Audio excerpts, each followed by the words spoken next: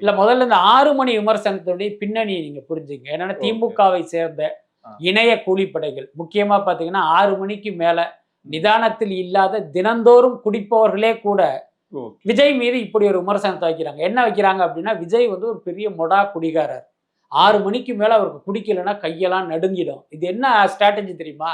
விஜயகாந்தை வந்து ஒரு குடிகாரனாக சித்தரித்து அவரை காலி பண்ணாங்கல்ல, கிட்டத்தட்ட அதே டெம்ப்ளேட் விஷயத்தை விஜய் மேல அப்ளை பண்ண பாக்குறாங்க. நான் சொல்றேன், விஜய் பாத்தீங்கன்னா அவருடைய முதல் படத்திலிருந்து எனக்கு வந்து பர்சனலாவே எனக்கு தெரியும். என்ன எனக்கு தெரியும், இவர்கள் சொல்கிற மாதிரியான குடிப்பழக்கம் விஜய்க்கு கிடையாது. ஒருவேளை சோசியல் ட்ரிங்கராக ஏதோ ஒரு பார்ட்டியில வேணா குடிப்பதற்கு வாய்ப்பு இருக்கு. இவங்க சொல்ற மாதிரி 6 மணி ஆனா குடிச்சிருவாரு, 6:30 மணி ஆனா கை நடுங்க, அப்படியெல்லாம் அப்படிப்பட்ட ஆள்லாம் விஜய் கிடையவே கிடையாது.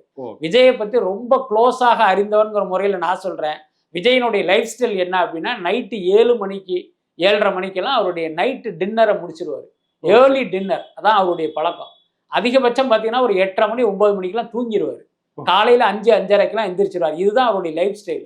அதனால தான் அவர் ஷூட்டிங் டேட் கொடுக்கும்போது கூட பார்த்தீங்கன்னா 9 to 6 தான் அவருடைய டேட்டே கொடுப்பாரு. ஏதாவது ஒரு நைட் எஃபெக்ட் இருந்தால் 9 மணி வரைக்கும் ஷூட்டிங் போகும். இல்லாத நம்ம இந்த செட்டை சீக்கிரமே முடிச்சாகணும், இந்த ஆர்டிஸ்ட் காம்பினேஷனு மறுபடியும் கிடைக்காதுங்கிற ஒரு தவிர்க்க முடியாத விஷயம் இருந்தால் தான் 6 மணிக்கு மேலேயே இவர் நடிப்பார். மற்றபடி பார்த்தீங்கன்னா நம்மளாம் ஆஃபீஸ் போயிட்டு வர மாதிரி அவர் 9 to 6 தான் நடிப்பார். இது வந்து அவருடைய வாழ்க்கை முறை. இது எதுவுமே தெரியாமல் நீங்கள் உட்காந்துக்கிட்டு விஜய் வந்து ஒரு குடிகாரன், 6 மணிக்கு மேலே அவர் வந்து வீட்டை விட்டு வெளில வர மாட்டார் அப்படிங்கிறதுலாம் ஒரு கேவலமான குற்றச்சாட்டு. நான் என்ன சொல்கிறேன், விஜய் அரசியலுக்கு வந்துட்டார்ல, அவரை அரசியல் ரீதியாக நீங்கள் பார்த்தீங்கன்னா அவரை டாராக கிளிங்க. என்ன அவர் வந்து கடுமையாக விமர்சனம் பண்ணுங்க, அதுக்கு உங்களுக்கு உரிமை இருக்குது. ஆனால் அப்படி எந்த விமர்சனத்தையும் அவர் மீது வைக்க முடியாது. ஏன்னா அவர் இதுவரைக்கும் எந்த ஆட்சி அதிகாரத்திலும் இல்லை, மக்கள் பணத்தை கொள்ளையடிக்கல, புரியுதா இல்லையா? அப்போ அப்படி ஒரு விமர்சனத்தை வைக்க முடியாதுன்னு தெரிஞ்சவனா அவருடைய கேரக்டரை அசாசினேட் பண்ற முயற்சியில இறங்கியிருக்காங்க. அது ரொம்ப ரொம்ப தவறானது. விஜயை வந்து பர்சனலாக அறிந்தவன்கிற முறையில சொல்றேன். இப்படி ஒரு லைஃப் ஸ்டைல் இருக்கிறதுனால தான் அவர் பெரும்பாலும் பாத்தீங்கன்னா நான் 6 மணிங்கிறத அவாய்ட் பண்றாரு. உதாரணத்துக்கு பாருங்க, அவர் 7 மணிக்கு சாப்பிட்ற பழக்கம் உள்ளவர். அவர் வந்து ஒரு 6:30 மணிக்கு ஒரு பொதுக்கூட்டத்தை பிளான் பண்ண முடியுமா? அப்ப பொதுக்கூட்டத்தில் பேசிக்கிட்டு இருக்கும்போது 1/2 மணி நேரம் கழிச்சு மக்களே வெயிட் பண்ணுங்க, நான் டிஃபன் சாப்பிட்டுட்டு வந்துடுறேன்னு சொல்ல முடியுமா?